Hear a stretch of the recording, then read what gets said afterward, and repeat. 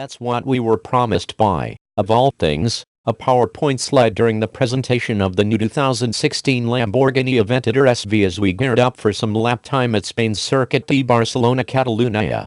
It's not often we see crazy, with all it implies, during a press presentation, especially by a company hawking its own product, but there it was.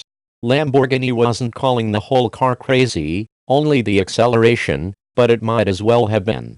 First off, the SV, which stands for Super Veloz, or super fast, packs the same tune for its V12 as did the hyper-expensive, only 3 were sold to the public finito. It's Lambo's most powerful V12, and it leverages optimized variable valve timing, a new exhaust system, and a higher redline, now 8,500 revolutions per minute, up from 8,350, to raise output to 740 horsepower at 8,400 revolutions per minute.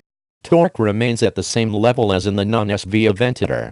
509 pounds-ft at 5,500 revolutions per minute. But while the dorsal fin Veneno's calling card was its crazy styling, the Superveloz is intended solely to circle a racetrack as quickly as possible. Which it does, having just lapped the Nürburgring in less than 7 minutes. Only a crazy car can do that. Helping matters is the claimed weight loss of 110 pounds. That comes courtesy of composite rear fenders and rocker panels, as well as a manually adjustable carbon fiber wing and fixed C-pillar aero scoops in place of the electronically actuated wing and scoops on the standard Aventador. There is also much less sound insulation and carpeting, leaving the sexy carbon fiber structure largely exposed, plus thinly padded fixed-back carbon fiber racing seats.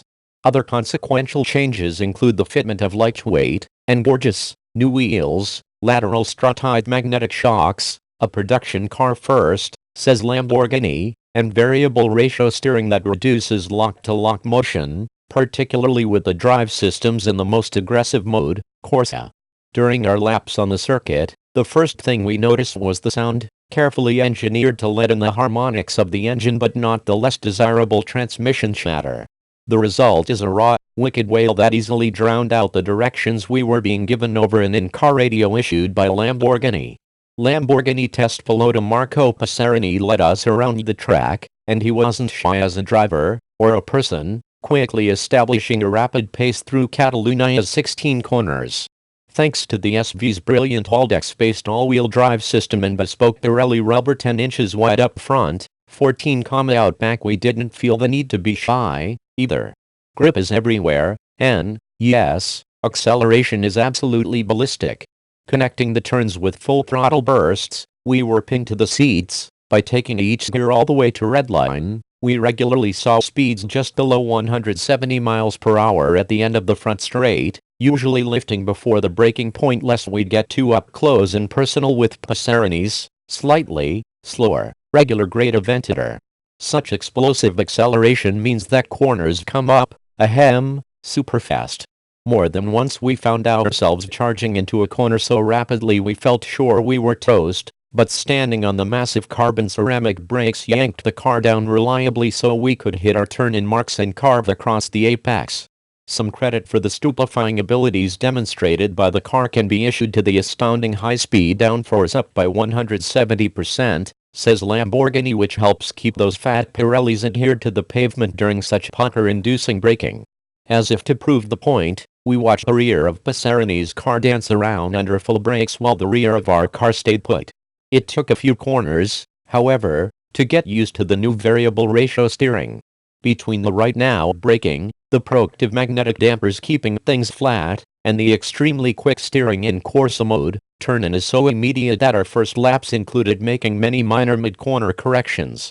We also toggled between Sport and Corsa modes, finding Sport to be amazing in its own right, but we liked the latter even more once we became acclimated to the steering. Corsa also offers hyperspeed shift times and a more textured ride quality than did the slightly softer Sport and softer still Strata modes. Back in the pits, we exited the car with a sort of wonder and appreciation for the world. The violence and rawness of the experience had us feeling like we'd had multiple near-death experiences in the span of 10 minutes.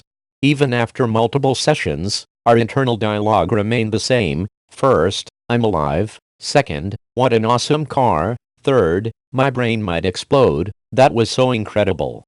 As is the case with most sports cars, lower mass means better performance. Lower mass also usually means more money, and in Lamborghini terms, the cost is precisely $88,400 more than the non-SV model. Bespoke treatments will jack up the price even more, and only 600 SVs will be built. According to several Lamborghini officials present including CEO Stefan Winkelmann, a future Aventador SV Roadster is possible. Wink. Nod. Grin. Got it. Figure on a price point about $50K higher, and about 100 pounds of weight added back in. Might that make it slower? It could. Would it still be crazy? You're damn skippy.